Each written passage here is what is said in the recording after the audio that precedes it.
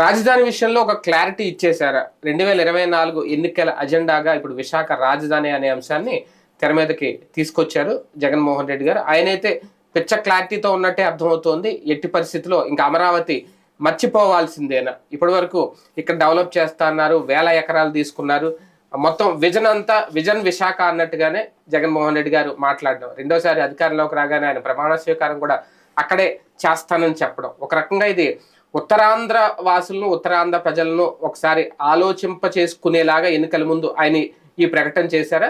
ఇది అంత భారీ ఎఫెక్ట్ ఏం చూపించదా? ఎన్నికల ముందు ప్రజలు అసలు పట్టించుకుంటారా లేదా? ఇదే అంశం మీద చర్చించే ప్రయత్నం చేద్దాం. సార్, 2 మాటలు జగన్మోహన్ రెడ్డి గారు మాట్లాడి ఒక్కసారి ఒక 30 seconds. But I am assuring you, post-election, my stay would be in Vizag.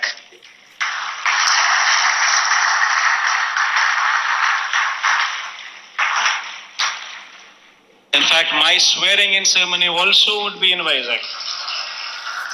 దీంట్లో ఈయన చెప్పింది ఎన్నికలు అయిన తర్వాత నేను ఇక్కడే ఉంటాను, నా ప్రమాణ స్వీకారం కూడా ఇక్కడే చేస్తాను. దీని మీద కూడా కొన్ని డౌట్స్ ఉన్నాయి నాకు. Only person standing for Visakhapatnam as executive capital is only me.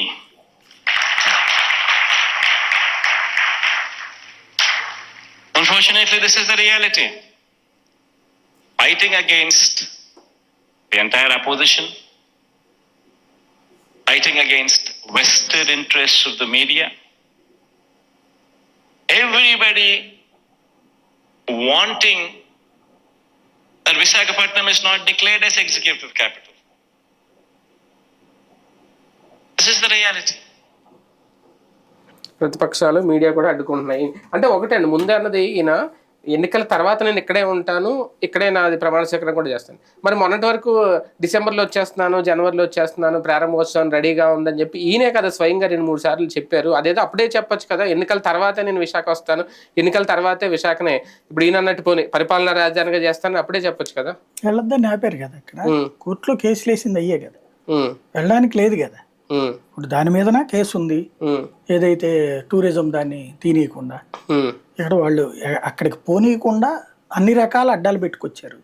అదే చెప్తున్నాడు, కోర్టుల ద్వారా అడ్డుపడుతున్నారు అన్నట్టు. ఇప్పుడు అక్కడ ఇప్పుడు విజన్ మారిందా, లేదంటే ముందున్న విజనేనా? ఇప్పుడు ముందు నుంచి అక్కడికి వెళ్ళాలని అనుకున్నాడు, వెళ్లకుండా ఆపుతూ అనేది వీళ్ళు చేస్తున్నారు. కాబట్టి రేపు ఎలక్షన్ తర్వాతనే నా పాలసీ మారేదేం లేదని చెప్తున్నాడు. ఇప్పుడు ఎలక్షన్స్ కి క్రిందసారి ఎలక్షన్స్ కి అయితే ఇది ఎజెండా కాదు, ఈ దఫా ఎలక్షన్స్ ఖచ్చితంగా ఎజెండా. కిందసారి ఎజెండా ఏంటంటే తెలుగుదేశం వాళ్ళు ఒక ప్రచారం చేశారు, జగన్ ఖచ్చితంగా రాజధాని మార్చేస్తాడు ఖచ్చితంగా అందరూ చెప్పారు కదా, చంద్రబాబు సహా అందరూ మాట్లాడారు. చేయకముందే ఎలక్షన్స్ లో, అసెంబ్లీ ఎలక్షన్స్ 2019లో జగన్ వస్తే అమరావతిని తీసేస్తాడు, అమరావతి మార్చేస్తాడు, నాశనం చేస్తాడు, నేను వస్తేనే అమరావతి బాగుపడుద్ది, రాజధాని ఏర్పడుద్ది, నేను ఇప్పటికే ఒక అద్భుతమైన నగరాన్ని డిజైన్ చేశాను, తయారు చేశాను, ప్రారంభించేసాం, ప్రపంచం అంతా ఇటువైపు చూస్తోంది, జగన్ వచ్చాడంటే ఇదంతా నాశనం చేస్తాడు, వద్దు అని చెప్పేసి అడిగారు. అంత ఎలక్షన్ లో చాలా అదే ప్రచారంలోకి తీసుకెళ్ళారు. తీరా చూస్తే జనమే వద్దని అనుకున్నారు. ఆ ఒక్క అమరావతి అన్న కారణమే చంద్రబాబుని అధికారంలోకి దించిందని మేజర్ ఫ్యాక్టర్ నేను భావిస్తా. మేజర్ ఫ్యాక్టర్ 100లో 70% పార్ట్ అదే. నిశ్శబ్దపు దెబ్బది. ఉత్తరాంధ్ర రాయలసీమల్లో తుడిచిపెట్టుకుపోయింది దాదాపుగా తెలుగుదేశం పార్టీ, దాదాపుగా. ఎందుకు ఉత్తరాంధ్ర మీద కూడా ఉందా ఎఫెక్ట్? ఖచ్చితంగా ఉత్తరాంధ్రలో ఎందుకు అంత దారుణంగా దెబ్బతింది? అమరావతి ఎఫెక్ట్ ఉత్తరాంధ్ర మీద కూడా ఖచ్చితంగా 2 చోట్ల దారుణంగా దెబ్బతింది. ఎందుకంటే ఉత్తరాంధ్ర వాసులు, రాయలసీమ వాసులు సుదీర్ఘకాలంగా అభివృద్ధికి నోచుకోవాలి. అమరావతి పెట్టడం వల్ల కాదు అది జరిగింది. అమరావతి బేస్డ్ క్యాపిటల్, అమరావతి ఒక ఫైనాన్షియల్ గా తయారు చేస్తానంట వాళ్ళు. అమరావతి అనే నగరంలో రాజధాని పెట్టడానికి వాళ్ళు ఎవరు తప్పు పట్టల. కానీ అమరావతిని ఒక హైదరాబాద్ లాగా, ఒక బాంబే లాగానో, ఒక బెంగళూరు లాగా, చెన్నై లాగా తయారు చేస్తానంటే అర్థం ఏంటి? మొత్తం తీసుకొచ్చి అక్కడే పోస్తారు కదా. నవనగరాలు అక్కడే అన్నారు. నవనగరాలు అక్కడే అన్నప్పుడు ఇంకేంటి? వెంటనే అక్కడ ఒక ఇన్స్టిట్యూట్, ఇక్కడ ఒక ఇన్స్టిట్యూట్ అని ఒక ఇది ఉత్తుత్తు ఉపన్యాసం ఒకటి ఇస్తారు. నా చిన్నప్పటి నుంచి హెల్త్ యూనివర్సిటీ విజయవాడలో ఉంది, ఆంధ్ర యూనివర్సిటీ విశాఖపట్నంలో ఉంది, శ్రీకృష్ణదేవరాయ యూనివర్సిటీ అక్కడ ఉంది అనంతపురం దగ్గర, అవును. లేకపోతే వెంకటేశ్వర యూనివర్సిటీ తిరుపతిలో ఉంది. మరి అవన్నీ డెవలప్ అయిపోయినాయా, అభివృద్ధి చెందేసినాయా, నగరాల కింద ఉండిపోయినాయా? లేవు కదా. లేకపోతే గుంటూరులో అగ్రికల్చర్ ఇది ఉందని చెప్పేసి యూనివర్సిటీ వచ్చేసిందని గుంటూరు బాగుపడిపోయిందా? ఒక యూనివర్సిటీ వస్తే, ఒక విద్యా సంస్థ వస్తే బాగుపడిపోతుంది ఆ ప్రాంతం అంతా అంటే ఆ చుట్టూతో 10 కిలోమీటర్ల రేడియస్ లో డెవలప్ అవుతాం. అంతకు మించి ఏం సీన్ ఉండదు. ఒక నగరంగా అభివృద్ధి చెందేసుద్దా దాంట్లో? నథింగ్. కానీ ఒక సంస్థ ఇచ్చేసి ఆ జిల్లాలన్నిటిని మేము ఫిల్ చేసేసాం. కానీ ఇక్కడ మాత్రం నవనగరాలు పెడతానంటే, సుదీర్ఘకాలం పాటు రాష్ట్ర విభజన ఆనాడు తమిళనాడు నుంచి విడిపోయిన తర్వాతన కర్నూలు నుంచి తీసుకెళ్లి హైదరాబాద్లో పెట్టిన పాపానికి 70 ఏళ్ల పాటు ఈ రాష్ట్ర ప్రజల సొత్తంతా తీసుకెళ్లి హైదరాబాద్లోనే తగలేశారు. హైదరాబాద్లో ఉన్నటువంటి రోడ్లలో 1/4 వంతు ఆంధ్రప్రదేశ్లో ఏ రోడ్డు ఏ ఊరుకుంది ఎక్సెప్ట్ వైజాగ్. వైజాగ్ డబ్బులు రాష్ట్ర ప్రభుత్వం ఇచ్చినవి కాదు, వైజాగ్ డబ్బులు వైజాగ్ సంపాదించుకున్నాం. కార్పొరేషన్ డబ్బులతో వేసిన రోడ్లు ఎక్కడ, లేదా హైవేస్, ఈ రెండే తప్పించి వైజాగ్ కి ఏ రోజునన్నా ప్రభుత్వం అప్పట్లో ఉన్నటువంటి చంద్రబాబు, కేసీఆర్, ఇదే సరే అతని పేరేంటి, రోసయ్యో లేకపోతే రాజశేఖర రెడ్డి ఎవరిచ్చారు వైజాగ్ ప్రత్యేకంగా డబ్బులు? RNB రోడ్లు కూడా పెద్దగా కొత్తగా వేసినవి ఏం లేదు. అక్కడ కార్పొరేషన్ రోడ్లే బాగుండే వైజాగ్. అది తప్పించి అసలు రోడ్లు ఏమున్నాయి వైజాగ్ కార్పొరేషన్ తప్పించి? అసలు రాష్ట్ర ప్రభుత్వం అక్కడ కాక హైదరాబాద్ లో కాకుండా ఇంకెక్కడ వేసారు? ఒక నెక్లెస్ రోడ్ రాష్ట్రంలో ఇంకెక్కడన్నా ఉందా? ఓ శిల్పారామం రాష్ట్రంలో ఇంకెక్కడన్నా పెట్టారా? రాజశేఖర రెడ్డి వచ్చాక కదా మళ్ళీ పెట్టుకొచ్చింది అయ్యి. రాజశేఖర రెడ్డి రాష్ట్ర విభజన తప్పదని భావించాక ఆంధ్ర డెవలప్మెంట్ మీద కాన్సన్ట్రేట్ చేశాడు. ఆంధ్రలో ఇన్ఫ్రాస్ట్రక్చర్ ప్రారంభించాడు. ఎందుకంటే తను తీసినటువంటి గొయ్య తర్వాత ఖచ్చితంగా రాష్ట్రాన్ని విడదీస్తుందని తనకు తెలుసు. తను చేసింది అతిపెద్ద రాంగ్ స్టెప్, కానీ తన రాజకీయ అవసరాల కోసం చేశాడు. రాష్ట్ర విభజన అన్నటువంటిది, ఆంధ్రప్రదేశ్ తెలంగాణ విభజన అన్నటువంటి 2004 ఎన్నికల మేనిఫెస్టో అవుతుంది. అంటే అది ఆపుదామని చూశాడు రాష్ట్ర విభజన. తను ఉన్నంత వరకు ఆపగలిగాడు. కానీ తనకు తెలుసు ఒక్కసారి అది రాజుకుందంటే ఏ నాటికైనా ఫ్లేరప్ అవుతుందని. అందుకోసం ఏం చేశాడు, తను ఇన్ఫ్రాస్ట్రక్చర్ ని ఇతర ప్రాంతాల్లో డెవలప్ చేసుకుంటూ వచ్చాడు. అందుకోసం ఇరిగేషన్ ప్రాజెక్టుల మీద కాన్సన్ట్రేట్ చేశాడు. ఆంధ్రప్రదేశ్ లో 70% మంది ఆధారపడేది వ్యవసాయం మీద. కాబట్టి వ్యవసాయానికి ఇరిగేషన్ ప్రాజెక్టులు అంత సీరియస్ గా తీసుకెళ్ళేది. అతను ఆ రోజున చెయ్యకపోయి ఉంటే మనం ఇవాళ అడుక్కు తినేవాళ్ళం, రాష్ట్ర విభజన రోడ్డు మీద పడేసేవాళ్ళు. మనం ఇప్పటికే రోడ్డును పడేశారు. ఇప్పుడు రాజశేఖర రెడ్డి వల్ల 30% ప్రయోజనం అన్న లభించింది మనకి. వాళ్ళ ఇరిగేషన్ ప్రాజెక్టులు చంద్రబాబు నీళ్లు పోస్తానన్నా, జగన్ నీళ్లు పోస్తున్నా, ఇవన్నీ నీళ్ళు ఎక్కడి నుంచి వచ్చినాయి? ఇప్పుడు వెలుగొండలు లేకపోతే పోలవరములు ఇవన్నీ ఎక్కడి నుంచి వచ్చినాయి? రాజశేఖర రెడ్డి మూలంగా. అతను ముందు చూపు చూశాడు. అట్లాంటి ముందు చూపు చంద్రబాబుకి లోపించింది. 95 నుంచి ప్రమాణ స్వీకారం చేశాక 2004 దాకా ఉన్నాడు కదా ఆయన. ఈ ప్రాంతాల్లో ఏ సంపద సృష్టించారు ఆయన?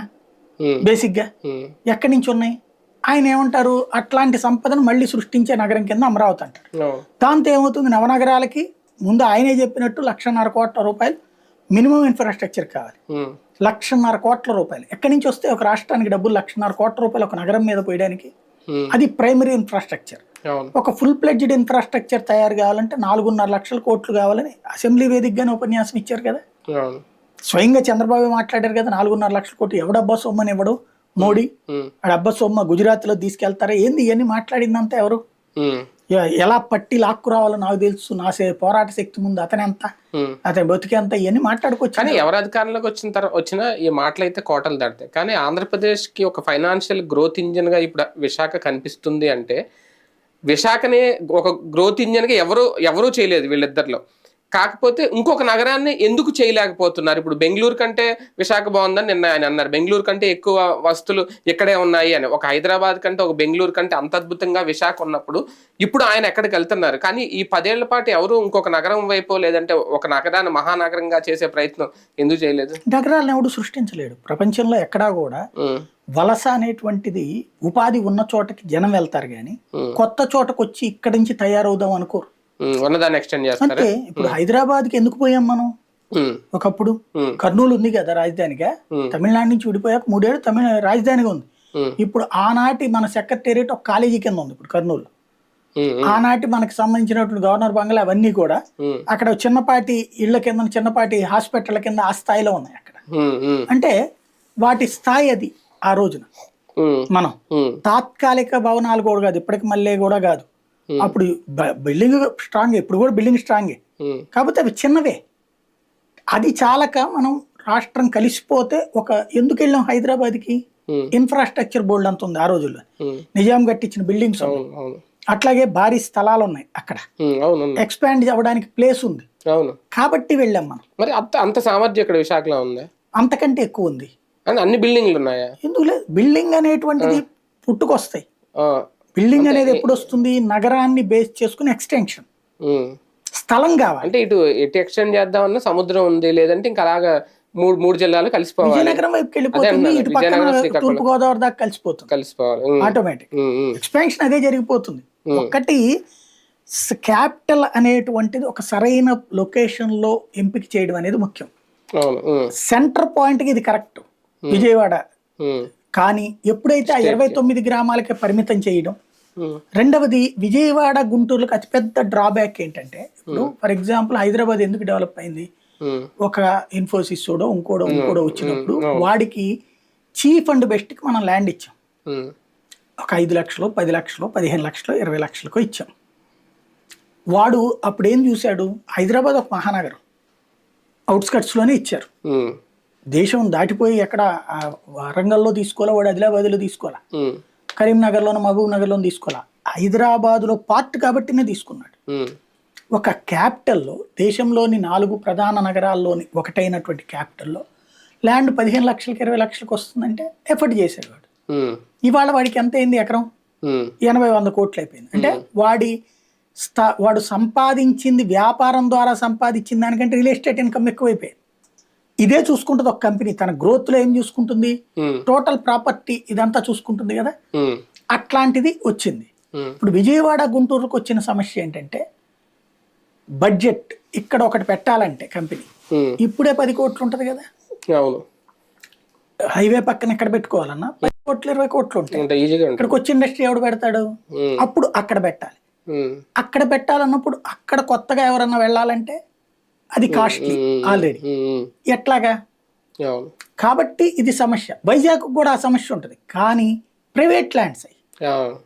ఇప్పుడు హైదరాబాద్ లో అంత ఇవాళ హైదరాబాద్ లో మనం ఏం కొనలేము, కానీ బోల్డ్ అంత ల్యాండ్స్ ఉన్నాయి, అద్దెలకి ఇస్తారు. విశాఖపట్నం అట్లాగే అద్దెలకి అవకాశం ఉంటుంది. విజయవాడలో అద్దెలకు వచ్చేటప్పుడు ఇక్కడ 1 కోటి మందిని ఎక్కడ నివసిస్తారు. విజయవాడ గుంటూరు కలిపితే 10-20 లక్షలు, మొత్తం రెండు జిల్లాలు కలిపితే 40 లక్షల జనాభా. ఏది తెనాలి, మంగళగిరి, పెదకూరపాడు, నరసరావుపేట ఇవన్నీ కలిపితే 40 లక్షలు. టోటల్ 2 జిల్లాలు కలిపితే 40-45 లక్షలు. ఇది సిఆర్డిఏ పరిధి, సిఆర్డిఏ పరిధి మొత్తం కలిపితే 40-45 లక్షలు. అది మొత్తం కలిపితే. కానీ మనం ఎక్కడ అంటున్నాం, 29 గ్రామాల్లో 55,000 ఎకరాల్లో 1 కోటి మంది జనాభా ఎట్లా నివసిస్తారు? లేదు, విజయవాడ గుంటూరులో నివసిస్తారు అనుకున్నాం. విజయవాడలో ఇప్పుడు మీరు చూస్తారు కదా ట్రాఫిక్, గుంటూరులో చూస్తున్నారు కదా ట్రాఫిక్. ఎక్కడున్నాయి మౌలిక వసతులు, ఎక్కడ పెట్టగలరు? ఇప్పుడు ఒక ఊరు, ఒక రాజధాని అంటే ఇప్పుడు హైదరాబాదు, బెంగళూరు, చెన్నై ఎంతెంత విశాలమైన రోడ్లు ఉంటాయి. 200 అడుగులు, 400 అడుగులు, 600 అడుగులు రోడ్లు. కనీసం ఒక 30% ఉంటాయి రోడ్లు. మిగతా ఈ సందులో 600 అడుగుల రోడ్లు, 400-600 అడుగుల రోడ్లు 30-40% ఉంటాయి కాబట్టి ఫ్లో ఉంది. అయినా అక్కడ ట్రాఫిక్ జామ్లు అవుతుంది. 1 కోటి మందికి అక్కడ ఉంది, కోటే. ఎయిర్పోర్ట్ కూడా ఎక్కడో ఉంటది, కానీ ఆ రోడ్లు ఎంత పెద్ద అయినా ట్రాఫిక్ జామ్ ఎయిర్పోర్ట్ కి వెళ్ళాలి. 1 కోటి మంది ఉంటున్నారు అక్కడ. 1 కోటి మందికి అట్లుంటాయి. ఇక్కడ అంత పెద్ద నగరాల్లో అది ఎంత విడుతుంది. ఒక హైదరాబాద్ చూస్తే, హైదరాబాద్, రంగారెడ్డి, మెదక్లో సగం, సికింద్రాబాద్, 4 జిల్లాలు కలిపితే ఒక సిటీ, అంతే కదా. చెన్నై అంతే, దాదాపుగా 180 మున్సిపాలిటీలు కలిపారు, 800 పల్లెల్ని కలిపారు అక్కడ. బెంగళూరు అంతే, దాదాపుగా 350 మున్సిపాలిటీలు కలిపారు దాంట్లో. అట్లాగే దాదాపుగా 1000 గ్రామాలు కలిపారు. ఇక్కడ వచ్చేటప్పటికి మనం 29 గ్రామాలు లేకపోతే విజయవాడ గుంటూరే చూస్తున్నాం. 1 కోటి మందిని ఎట్లా తీసుకొస్తారు, ఎక్కడ పెడతారు? ఇది వైజాగ్ వచ్చేటప్పటికి ఆ ఛాయిస్ ఉంది. ఇక్కడ కూడా ఛాయిస్ ఉంటది, విజయవాడ గుంటూరుని కలిపితే. కానీ కలిపి నగరం సృష్టించడం అనేటువంటి దానికి చాలా డ్రాబ్యాక్ ఉంటుంది, చాలా టైం తినేస్తుంది. టైము ఖచ్చితంగా అవుతుంది, కాదని నేను చెప్పను. 70 ఏళ్ళ 80 ఏళ్ళ అనేటువంటి, అది కూడా ఇదంతా కలిపితేనే. కానీ ఇక్కడ కలపడం కాదు కదా, నవనగరాలతో కూడిన రాజధాని 29 గ్రామాల్లో పెట్టి అంటున్నాం.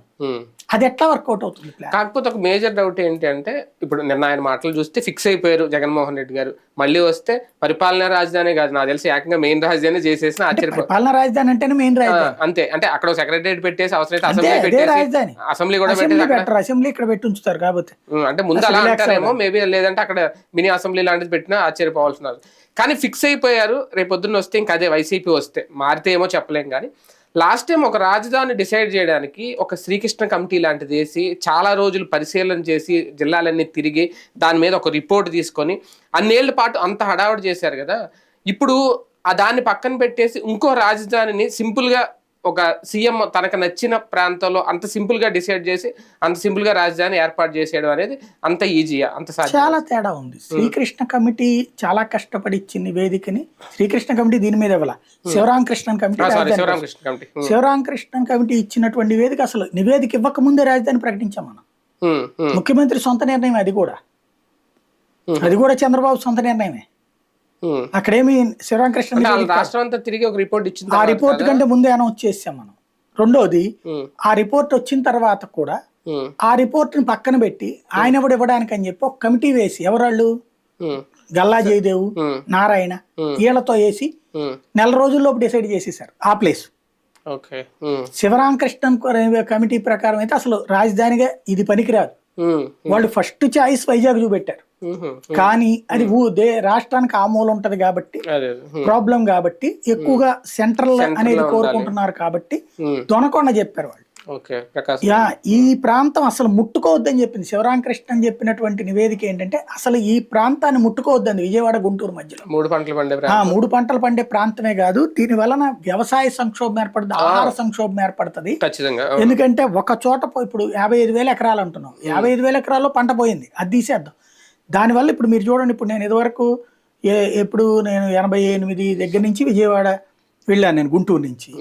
అంతకుముందు తిరిగే వాళ్ళం కదా, విజయవాడ గుంటూరు మంగళగిరి కానీ, గుంటూరులో ఉన్నప్పుడు గుడివాడలో ఉన్నప్పుడు కానీ ఇవన్నీ చూస్తే నేను దాదాపుగా ఈ ఏరియాలో 30-40 ఏళ్ళు తిరిగినటువంటి వాడిని నా చిన్నప్పటి నుంచి చూస్తే. వాటిట్లలో ఆ ప్రాంతం అంతా కూడా వ్యవసాయమే ఉండేది పూర్తిగా.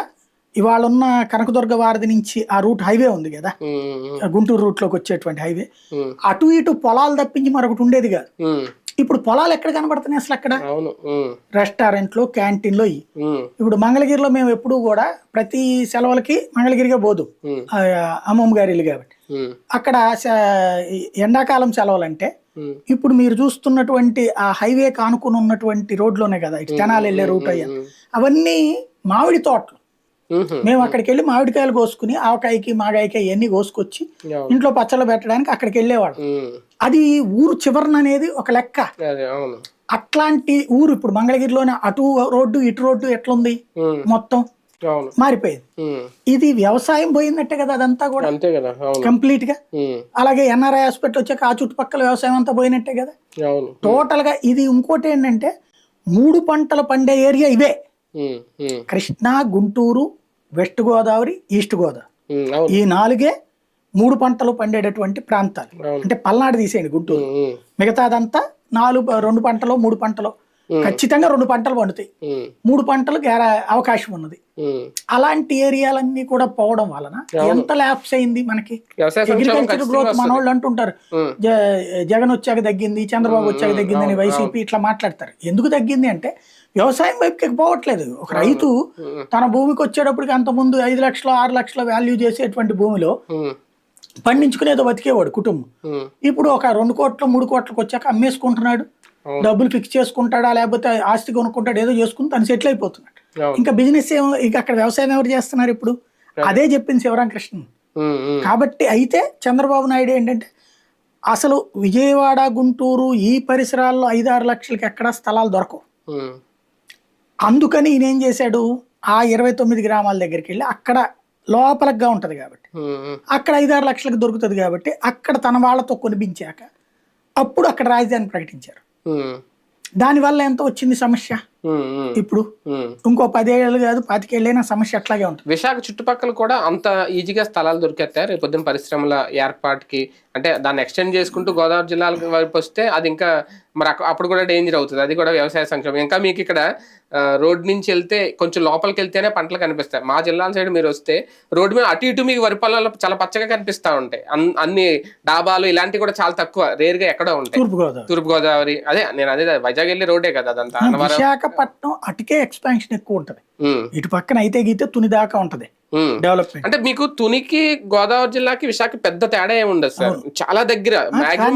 గోదావరి జిల్లా వెళ్తుంది. ఇప్పుడు మీకు అమరావతి కట్టిన తర్వాత గుంటూరు ఎక్స్పాండ్ అయింది, విజయవాడ ఆగిపోయింది. అదే అంటున్నాను. అట్లాగా మీకు ఎటుకి వెళ్తుంది అంటే ఫ్లో ఎటు వెళ్తుంది, ఎయిర్పోర్ట్ రూట్కి వెళ్ళిపోతుంది. అంటే భోగాపురం అది అటు ఇంకా విజయనగరం ఇంకా అలా శ్రీకాకుళం వెళ్ళిపోవాలి. అంటే విశాఖతో ఏంటంటే వెర్టికల్ గానే అవ్వాలి, అది మొత్తం చతురస్రాకారంలో అవడానికి లేదు కదా, సాధ్యం కాదు. వెర్టికల్ గానే అయినప్పుడు కొన్ని జిల్లాలు మళ్ళీ కలిసిపోతే అప్పుడు ఇబ్బంది అవుదా? ఈ సహజం. అంటే ఇప్పుడు హైదరాబాద్ ఎక్కడ ఉంది, రాష్ట్రానికి ఆ మూల ఉంటది. కాకపోతే హైదరాబాద్ అనేది రౌండ్ అప్ కదా, అదేమి ఇలా పొడుగ్గా వెళ్ళాలి. అటు పక్కకే వెళ్ళింది హైటెక్ సిటీ వైపు. ఇటు ఎల్బీ నగర్ ఇవన్నీ ఏమైపోయినాయి, సికింద్రాబాద్ ఇవన్నీ ఏమైపోయినాయి, ఎక్కడే ఉన్నాయి. ఒకవైపు ఒక గ్రోత్ అనేటువంటిది 4 వైపులా చేయడం అనేటువంటిది విజన్ బట్టి ఉంటది, లీడర్ విజన్ బట్టి. ఇప్పుడు రేవంత్ ఏదో చెప్తున్నాడు, ఇటు పెడతాం అటు పెడతాం అని చెప్పేసి, అట్లా ఉండాలి. కానీ ఎన్నికలకు ముందు ఈ ప్రకటన చేయడం అంటే ఒక క్లారిటీ ఇచ్చేయడం, నేను చాలా పిచ్చ క్లారిటీతో ఉన్నానని చెప్పడం, ఉత్తరాంధ్ర ఓటు బ్యాంకు లేదంటే ఉత్తరాంధ్ర ప్రజలను ఒకసారి ఆలోచింపు చేస్తుందా ఈ రాజధాని అనే అంశం? నేను అనుకోవడం అది ఉత్తరాంధ్ర కోసం అనుకోవట్లా. ఇప్పుడు మనకు ఒక విచిత్రమైన సమస్య ఉంటదంటే, చదువుకున్నటువంటి వాళ్ళం కాబట్టి మేము చాలా తెలియగల వాళ్ళం అని అందరం అనుకుంటాం. ఏమంటారు, సంక్షేమ పథకాల వాళ్ళని తీసుకెళ్ళి నాశనం చేస్తున్నాడు, అభివృద్ధి ఎక్కడ ఉంటుంది అన్నటువంటిది అంటాం. అభివృద్ధి ఇలానే ప్రతి ఒక్కళ్ళు కూడా అభివృద్ధి అంటే రాజధాని బేస్డ్ అని అంటున్నాం. ఈ రాజధాని బేస్డ్ అభివృద్ధి అనేటువంటి వాళ్ళు అమరావతి రాజధాని ఇమ్మీడియట్ గా డెవలప్ అయిపోతుందని ఎవరన్నా నమ్ముతున్నారా? 30 ఏళ్ళు పడుతుంది అని కొంతమంది, 50 ఏళ్ళు పడుతుంది అనేది కొంతమంది, 70 ఏళ్ళు పడుతుంది. మనం పోతాం, మన తర్వాత తరం పోద్ది, ఆ తర్వాత తరం పోద్ది, ఆ తర్వాత తరం. ఎవరు దానికి ఎష్యూరెన్స్ ఇచ్చేది? డెవలప్మెంట్ అనేది మన కళ్ళెదురుగుండా కనబడాలంటే విశాఖపట్నం కళ్ళెదురుగుండా డెవలప్ అవకాశం కనబడుతుంటే, మా బాబు వచ్చి ఓ 70 ఏళ్ల తర్వాత మీ ప్రాంతం డెవలప్ చేస్తాడు కాబట్టి చేద్దాం అంటే ఎట్లా కుదురుతుంది? డెవలప్మెంట్ నిజంగా కోరుకునేవాడు విశాఖని యాక్సెప్ట్ చేయాలి. ఇప్పుడు నేను ఈ ప్రాంతపు వాసిని, నాకు ఎక్కడో ఇల్లు ఉంది, ఇక్కడ డెవలప్ అయితే కనుక నా ఇంటి రేటు పెరుగుద్ది, కొంచెం మంచి ఇది అవుతుంది. కానీ నేను ఫస్ట్ విజయవాడ కేంద్రంగా రాజధాని అన్నప్పుడు చాలా సంబరపడ్డా. మా పిల్లప్పుడు డిగ్రీ చదువుతుంటే చెప్పా ఫోన్ చేసి కూడా, మనకి మంచి లైఫ్ వస్తుందమ్మా, మన దగ్గరికి చంద్రబాబు ఉన్నాడు కదా, విజన్ చెప్తున్నాడు, ఇక్కడికే పెడుతున్నాడు విజయవాడ పరిసరాల్లో, నూజివీడు ఆ రూట్లో పెట్టబోతున్నారన్నది అప్పుడు ఉన్నటువంటి కాన్సెప్ట్. డెవలప్ అవుతుందని ఆశపడ్డా. ఎప్పుడైతే ఆ 29 గ్రామాల్లోనూ ఫస్ట్ డిప్రెషన్ వచ్చింది. ఎందుకని? అటు లోపలికి వెళ్తే డెవలప్మెంట్ అనేది ఎట్లా వర్కౌట్ అవుతుంది? ఒక నగరం ఎక్స్పాండ్ అవ్వడం సులభం, కానీ కొత్త చోట నగరం సృష్టించడం కష్టం. నగరం సృష్టిస్తానన్నాక దెబ్బతిన అందరూ నా అలాంటి వాడు దిగాలి. బట్ సృష్టించడం అనేది ఆషామాషి కాదు. ఇప్పుడు మనం ఇవాళ ఎక్కడ ఎందుకండి, మీరు గన్నవరం అవుట్స్కట్స్ లో ఇప్పుడు ఎక్కడ ఎందుకు, ఇప్పుడు మేము ఉండే ఉడా కాలనీ ఏరియా, నాకు తెలిసి ఉడావాడు 1980-85 ఆ టైంలో వేసాడు ఉడా వెంచర్. పాయకాపురం అవుట్స్కట్స్ లో వేసుకొచ్చాడు సింగనగర్ లో. వేసుకొస్తే నేను 94లో డిగ్రీ పూర్తయ్యాక ఈనాడులో పనిచేశాక 96 వరకు ఈనాడులో ఉన్నాను. 96లో సిటీ కేబుల్లో జాయిన్ అయ్యి స్టాఫ్ రిపోర్టర్. అప్పటి నుంచి స్టోరీల కోసం, ప్రజా సమస్యల కోసం వెళ్ళినప్పుడు ఫస్ట్ టైం అది చూసా. ఆ ప్రాంతం అడవి అసలు ఎక్కడ మీకు లేదు. పైగా అక్కడేంటి, ఈఐసిస్తే ఫ్లాట్లు కొనుక్కున్నారు ఎన్జిఓలు. అప్పుడు ఎంత, 40,000 రూపాయలు ఫ్లాట్, 40,000 ఫ్లాట్, 100 గజాలు 40,000, 200 గజాలు 70,000కు 60,000కు ఇచ్చారు. దాంతో ఎన్జిఓలు కొనేసుకున్నారు, ఎన్జిఓ కాలనీ అని పెట్టారన్నమాట. ఆ తర్వాతన ఇటు లోపల ఏం చేశారు, ఉడా కాలనీ అని పెట్టి ఆ ప్రాంతంలో 120 గజాల ఇల్లు, 120 గజాల స్థలంలో సింగిల్ బెడ్రూమ్ 45,000 ఇల్లు. సింగిల్ బెడ్రూమ్ 45,000 కన్స్ట్రక్ట్ చేసి ఇచ్చేది. ముందంతా ఖాళీ స్థలం వదిలేస్తాడు, ప్రహరీ గిరహరీ కట్టడు. ఒక సింగిల్ బెడ్రూమ్ ఇల్లు, ఒక గది, ఒక వరండా, ఒక వంట గది, బయట బెడ్ బాత్రూమ్, బయట సపరేట్ బాత్రూమ్. ఇట్లాంటిది ఇళ్ళు కట్టించారు అక్కడ. 220 గజాలది వచ్చినేమో 1,20,000, 120 గజాలది వచ్చేటప్పటికి 40,000 ఇది పెట్టింది. ఈ 220 గజాలది వచ్చినేమో డబుల్ బెడ్రూమ్ హౌస్, అది 1,20,000. అది ఆ టైంలో వాళ్ళు పెట్టినటువంటి రేటు. అప్పుడు కొన్నటువంటి వాళ్ళు కూడా వదిలేసుకున్నారు, ఎందుకంటే ఆ ఏరియా పాములు వస్తూ ఉండటం, మురికి నీళ్లు నిలబడిపోతూ ఉండటం అదంతా. నేను కనీసం ఒక 300-400 సార్లు వార్తలు ఇచ్చి ఉంటా దాని మీద. సిటీ కేబుల్ 5 ఏళ్లలో ప్రాబ్లం వచ్చినప్పుడు అలా పరిగెత్తికెళ్ళడం, కరెంటు అది ఊరి చివరిన కరెంట్ కాదు. ఇది ఎప్పుడుది 94 టైంలో, నేను 96 సిటీ కేబుల్లో జాయిన్ అయినప్పటి నుంచి ఇవాళకి ఆ ప్రాంతం ఇవాళకి కూడా 40 to 50% డెవలప్ అయింది. 40 to 50% ఏది ఇళ్ళు వచ్చినాయి. డెవలప్మెంట్ ఇంకేం లే, ఇళ్ళు వచ్చినాయి, మధ్యతరగతి ఇళ్ళు. అంటే దాదాపు 40 ఏళ్ళ 94 అంటే 30 ఏళ్ళు, 96 అంటే 2024 అంటే 30 ఏళ్ళు. 30 ఏళ్లకి ఇప్పటికీ ఒక రూపం వస్తూ ఉంది. స్టిల్ నో బోల్డ్ అని. ఇప్పుడు మా ఇంటి పక్కనే అటు ఖాళీ స్థలం ఇటు ఖాళీ స్థలం ఉంటుంది, మా సందులోనే ఇంకా 7-8 చాలా ఉన్నాయి ఖాళీ స్థలాలు. కాబట్టి ఒక ప్రాంతం ఏది జనసంచారం అనేటువంటిది ఎప్పుడూ కూడా ఉపాధి అవకాశాలు బేస్ చేస్తుంది. ఎందుకు లేదు ఇక్కడికి? ఉద్యోగాలు, షాపులు, వ్యాపారాలన్నీ 1 టౌన్ ఉన్నాయి, లేకపోతే బందర్ రోడ్డు ఉన్నాయి. అక్కడి నుంచి ఈ మూలకి రావాలంటే 10-12 కిలోమీటర్లు ఏడ చేస్తాం? ఇవాళ రోజున అటు ఏరియాలో అద్దెలు పెరిగినాయి కాబట్టి ఇక్కడికి వస్తున్నారు, లేకపోతే రారు ఇవాళకి కూడా. మీకు ఎప్పుడైనా సరే ఊరు ఎక్స్పాన్షన్ అనేటువంటిది ఊహాజనితంగా రాదు. క్యాపిటల్కి వచ్చేటప్పటికి తొందరగా ఎక్స్పాన్షన్ ఉంటుంది. ఆ తొందర ఎక్స్పాన్షన్ ఎప్పుడంటే అక్కడ వసతి ఉన్నప్పుడు. ఇప్పుడు హైదరాబాదు నేను ఎన్నేళ్ళు ఉన్నాను? దాదాపు 13-12 ఏళ్ళు ఉన్నా హైదరాబాద్. ఈ 10-13 ఏళ్లలో నాకు 7-10 ఏళ్ళు వేసుకోవాలి దగ్గర దగ్గర. 7 ఏళ్ళు జెమినీలో ఉన్నప్పుడు ఉన్నా, 8 ఏళ్ళు. తర్వాత మొన్న ప్రైమ్ 9లో ఉన్నప్పుడు 3 ఏళ్ళు ఉన్నట్టున్నా, 3-4 ఏళ్ళు. అందులో 5 ఏళ్ళు చేశాం కదా దాదాపుగా. 5 ఏళ్లలో అక్కడే ఉన్నా, అంటే 8-5-13 ఏళ్ళు. 2010లో అక్కడికి వెళ్ళాను, మధ్యలో ఒక ఏడాది ఇక్కడికి వచ్చా వెనక్కి ఏబీ 24. కాబట్టి దాదాపుగా 10-13 ఏళ్ళు ఉన్నా. ఈ 13 ఏళ్లలో నాది ఎంత ఊరు అట్లాగే ఉంది, అద్దెలకి దొరుకుతున్నాయి, వెళ్తున్నాం, బ్రతుకుతున్నాం, వచ్చేస్తున్నాం. ఆ ఎక్స్పాన్షన్ లెవెల్స్ ఏంటి? డబ్బులు ఉన్నటువంటి వాడు చూసుకుంటాడు, మళ్ళా నా బోటోడు మధ్య తరగతోడు. ఫైనల్ గా జగన్మోహన్ రెడ్డి గారు చేసిన ప్రకటన, అమరావతి రాజధాని కావాలనుకునే వాళ్ళు చంద్రబాబుకి, లేదు మాకు అమరావతి అవసరం లేదు విశాఖే రాజధాని కావాల్సిన వాళ్ళు జగన్మోహన్ రెడ్డికి ఫిక్స్ అవ్వాలా ఓటు విషయంలో? రాష్ట్ర రాజధాని అంటే రాష్ట్రం అభివృద్ధి చెందాలి తొందరగా అనుకుంటే జగన్ కోటేయాలి. రాష్ట్రం నిదానంగా అయినా పర్లేదు అమరావతి అభివృద్ధి చెందాలనుకున్నాడు బాబు కోటేయాలి. దీర్ఘకాలిక వ్యూహం అర్జెంట్ ఏం లేదు అనుకుంటే రైట్. చూద్దాం. జగన్మోహన్ రెడ్డి గారు అయితే ఒక పిచ్చ క్లారిటీతో ఉన్నారు. ఖచ్చితంగా మళ్ళీ వైసీపీ అధికారంలోకి వస్తే విశాఖే రాజధాని, ఆయన శర్మని కూడా అక్కడి నుంచే ఖచ్చితంగా ప్రమాణ స్వీకారం కూడా అక్కడి నుంచి చేస్తానని తేల్చి చెప్పేశారు. ఇక ప్రజలు ఓటు విషయంలో డిసైడ్ అవుతారా? ఇది అంత ప్రభావం చూపిస్తుందా ఓటు మీద? చూద్దాం.